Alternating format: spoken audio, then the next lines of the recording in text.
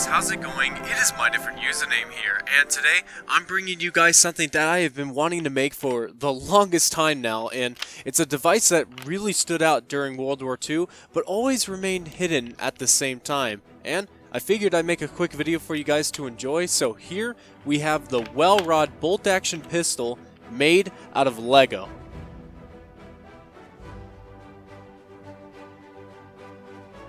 So, the Welrod is the discrete pistol designed by Inter-Services Research Bureau near Welwyn Garden City in the year of 1942, and was used by the British SOE and the American OSS to carry out stealth and assassination missions against the German army during the Second World War. And, well, the Welrod has also been reported being used in other battles such as the Falklands War of 1982 and even later during Desert Storm by the British Special Forces in 1991. And this weapon is essentially just a giant suppressor with a pistol grip that's built on the bottom. So the entire weapon is circular and wrapped with all these individual bow pieces, and I even made sure I included some upside down techniques as well to incorporate the clean look for the gun overall. This weapon was also built in a certain way to keep its lethal implications at a down low, and when the magazine is removed, so is the entire pistol grip, which we'll get to in a little bit. But what this does is basically keep the thought of this device looking less like a gun and more like a tool instead, to uphold its stealthy use for covert missions or even assassinations.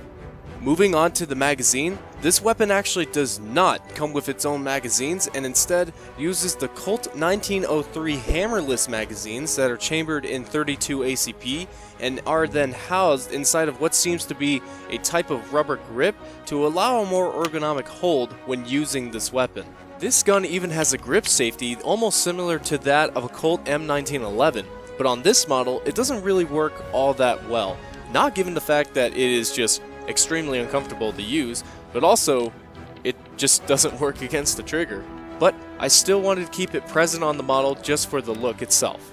The trigger right here is really special, and I even have to admit I did a fairly decent job recreating what is almost the original trigger, which essentially is just a rod with a bent end at the front that runs along a small pen spring on the inside of a track, and it even works too, but only very slightly. Up next to talk about is the bolt action for the pistol, which, if you haven't figured out the reasoning for this yet, it's essentially just to keep the action of the pistol firing as completely silent as possible and excluding any of the sounds that could come from any sliding metal parts, so that it can really establish itself as the super quiet silent gun that Hollywood wants you to think all suppressed guns sound like. And if we take the bolt out, you can see the chambering parts of the bolt and even the rotary bit in the back, which is slightly taped down to help keep the bolt together. But on the rotary bit, you can see the notch that's present on the left side and see how the whole mechanism works all together. As you can see, the bolt remains locked into place until the bolt is twisted to the right, where the top track opens up, allowing the notch to move through,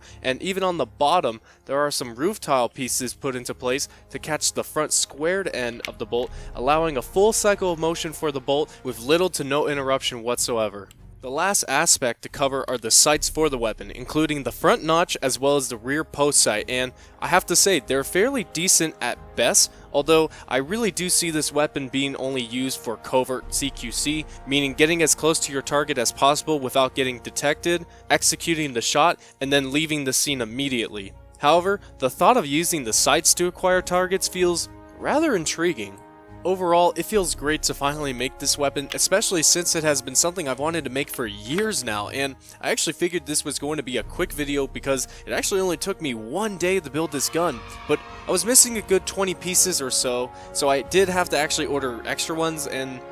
that took around 10 days. You know, I promise sometimes I'm not the reason why videos take so long, sometimes it's just the pieces, but hey. Anyway, before I end it here though, I've been reading a lot of your guys' comments, and I gotta say, you all really miss the shooting parts that I used to do in my older videos, so I figured just for this video, I'd bring it back. But I'm not sure if it's something that you guys really want me to keep doing, so please, in the comments below, let me know if you like it or not, and I'll be sure to either keep it or just scrap it.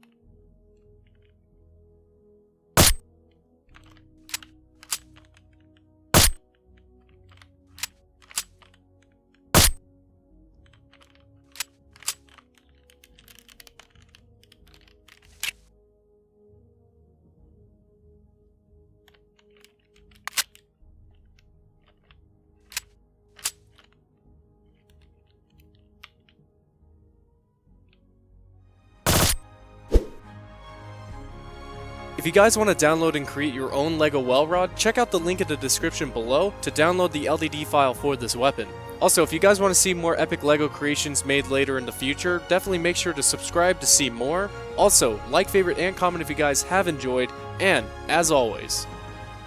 thanks for watching.